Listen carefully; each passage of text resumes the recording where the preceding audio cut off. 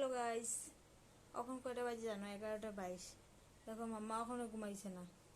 আর বাবুর পরীক্ষা রে কালকে কালকে পরীক্ষা, অঙ্ক পরীক্ষা। বাবুর পরে বই আর সন্ধ্যা থেকে পরে এরকম মানে আমার কাছে একটু রাখ, আমি রান্না করিলাই।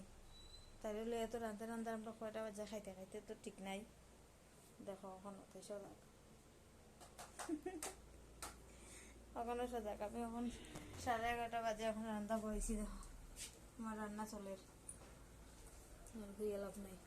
আর আজকে দেখো এইটা আমি আনছি ওয়ালপেপারটা, মানে লাগানি হয়েছে না, থেরা হয়ে গেছে।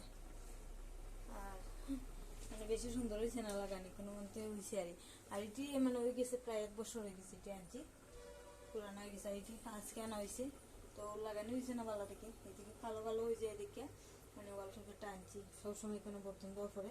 আর এদিকে টাইলসও লাগাই দিছে না, কীরকম লাগে। তাহলে কি আমি ওয়ালপেপার অর্ডার করছি, ওয়ালপেপার লাগাইছি।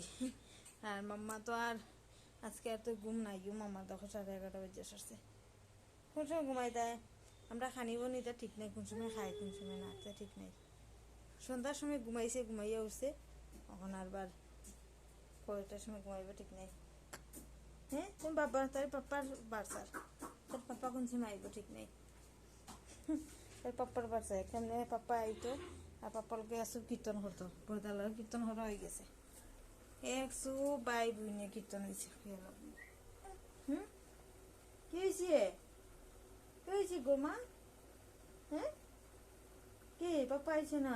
ওখানে পাপ্পা আইছে না, পাপ্পা তো তাই। তো সবাই ভালো থাকো, সুস্থ থাকো, সবাইকে good night, bye bye, tata, হলো বা টাটা।